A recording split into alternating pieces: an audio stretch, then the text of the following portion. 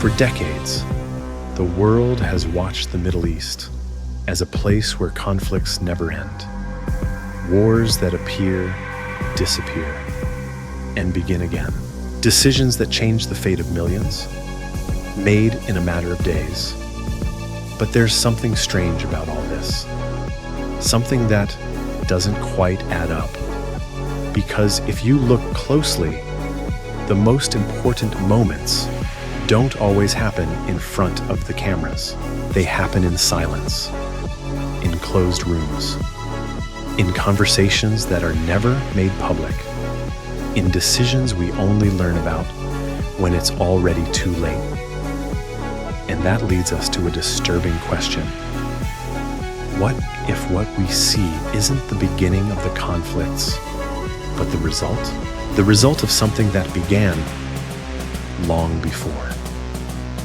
Much further back, a power game that has been playing out silently for decades, or even centuries. A game where every move is calculated. But the result?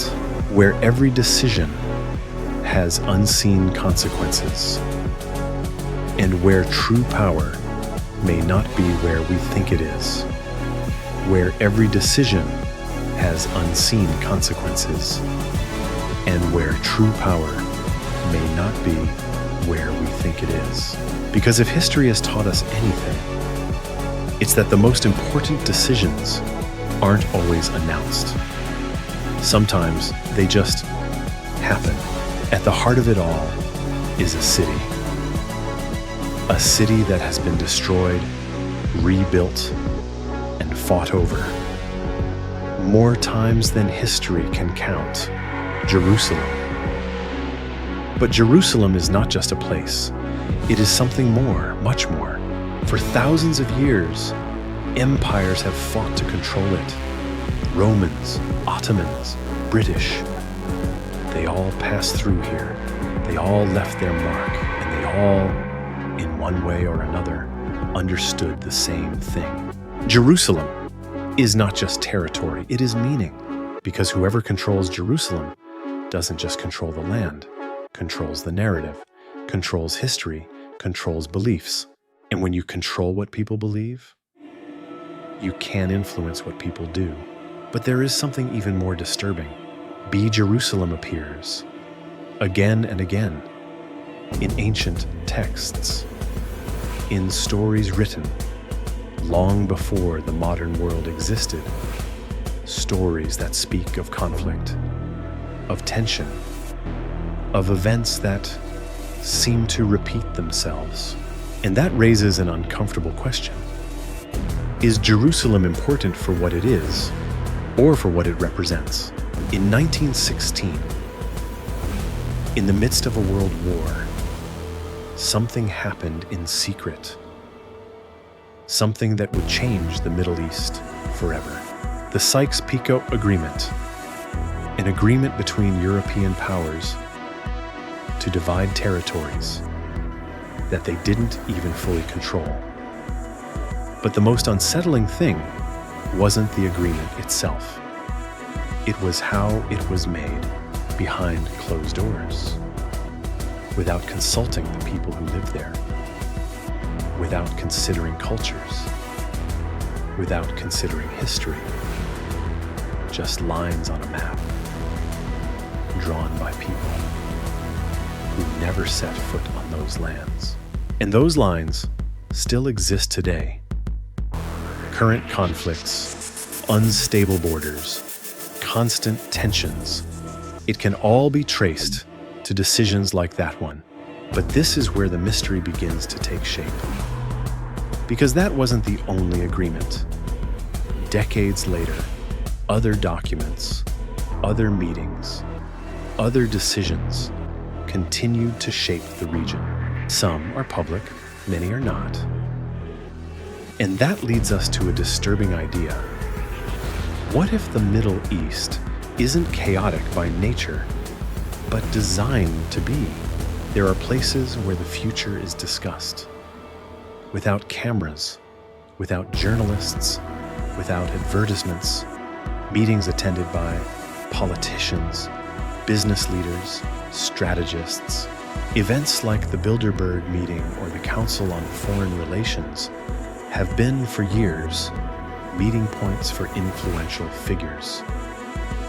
They aren't completely secret, but they aren't completely transparent either. And that leaves room for something dangerous: doubt. What is discussed there?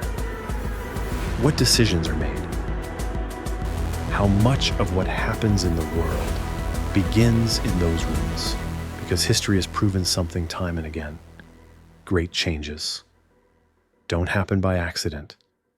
They happen after conversations, after agreements, after decisions. Decisions that often we don't see. In 2017, a decision once again shifted the balance. President Donald Trump recognized Jerusalem as the capital of Israel. The world reacted. Some supported it, others criticized it. But beyond politics, something stood out. For many, that movement wasn't isolated.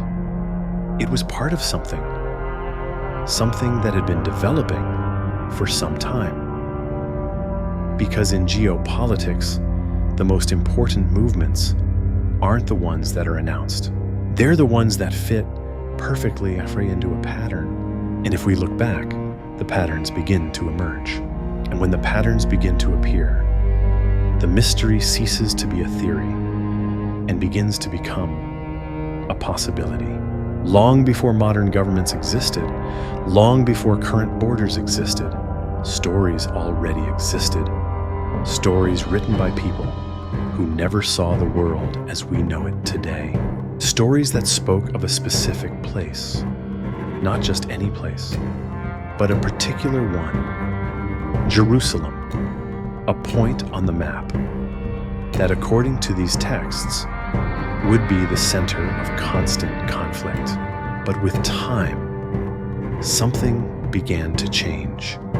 Empire after empire began to fight for it, again and again, as if there was something about that place that couldn't be ignored. Then there's one of the most discussed events: the return of a people to their land. For generations, that people had been scattered, without their own territory, without a place to call home. It seemed impossible for them to return. But in the 20th century, it happened. Millions returned. They settled, they rebuilt. A historic event, recorded, explained from a political perspective.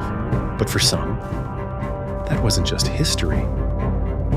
It was the fulfillment of something that had been written long before.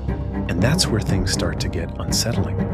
Because if one thing coincides, it could be a coincidence. But if several things coincide, then the mind starts to wonder, how many coincidences are too many? When we look at history, we see something interesting. The conflicts in this region are not new. They repeat themselves. The names change, the leaders change, the reasons change, but the pattern remains. There is always tension. There is always conflict. There is always a breaking point. And that breaking point, almost always, is the same. Jerusalem. It's as if history is going around in circles, as if something is pushing it back to the same place, again and again. And that leads to an unsettling thought. What if it's not a coincidence? What if there are forces, political, economic, or even ideological, that keep this cycle going? Because maintaining an active conflict can also be a form of control. For decades, certain countries in the Middle East were enemies. Open conflicts, aggressive rhetoric, constant tensions. But recently, something changed.